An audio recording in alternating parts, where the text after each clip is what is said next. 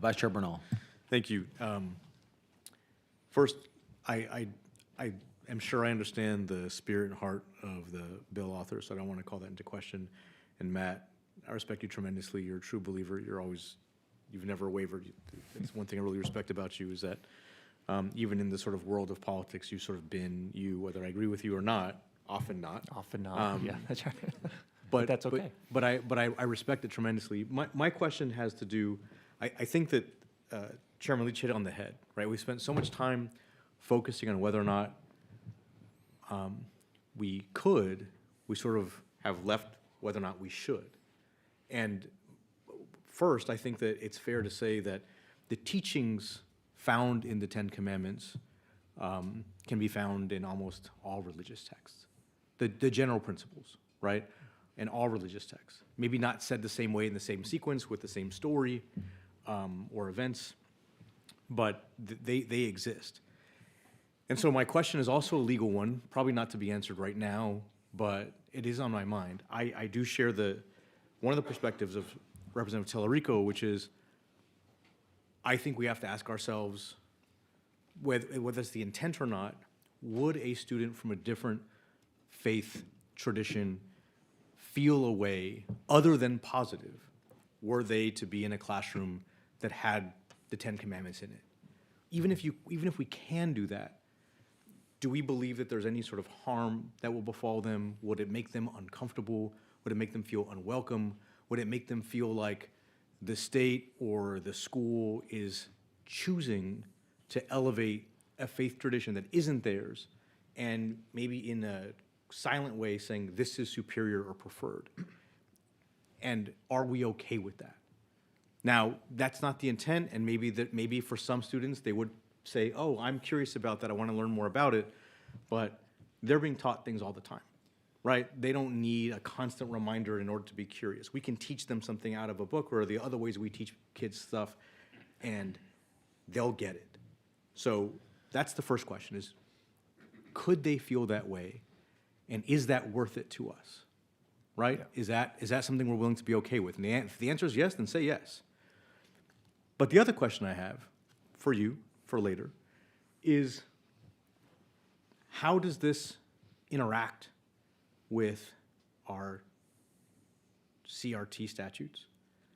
How might this interact with the DEI bills that are in the pipeline here? Part one. Part two is, let's say there is a teacher who is absolutely fine. They're in a classroom, 10 Commandments are up, great. They have some of these other students. I'll give you an example. There's a school in my district where all the refugees who are living in that district go to this one school, right? Because they are able to teach kids English even if they don't have a native language speaker from whatever country and language they're from or language they speak, right? And let's say a teacher decides they have the Ten Commandments up, but they also have pieces of the Torah, the Quran, maybe quotes from Buddha, etc. Would that be allowed? Could someone challenge that? Do our CRT and potential DEI bills interact with that? How do they? Do they take them all down? Do they keep them all up? Do they take all but one down? Right? And I'm not asking these questions as some sort of law school exam prompt to produce the outcome that I want, but I am someone who does have lots of kids in my district and in my life who are not Christian. Some are Jewish and some are otherwise.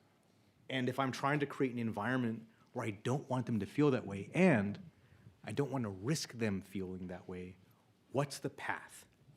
Yeah. As opposed to, this is the history of the country and we're allowed to do this, legally we can, so we will. That's my question. I don't know that there's an answer for it right now, but I think it's a legitimate, fair question, and I don't think that just because we can easily dismiss the feelings of those children, and I don't think we can assume that they're all going to feel that way.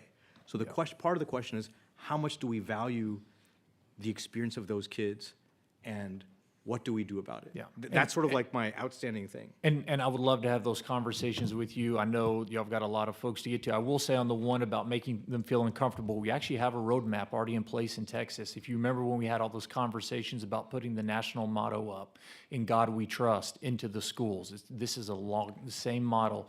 And a lot of people say, well, what if they don't believe in God? Are they going to be hurt or upset or frustrated if they're seeing that and they don't believe in God, they don't care about the national motto? From everything that I've heard since we put that law into place, we've not had an outcry from students, parents, and others saying that that has been a burden. And I think you're going to find the same thing here. But if we don't, I hear you, right? Look, I've been wrong about things in the past. I'll give you an example just to put myself on trial here. I was wrong about open carry. I thought open carry was the beginning of the Wild West. Yeah. Constitutional carry is still really bad. But I was wrong about open carry, Yeah. right? So I thought it was going to look a certain way, and it didn't.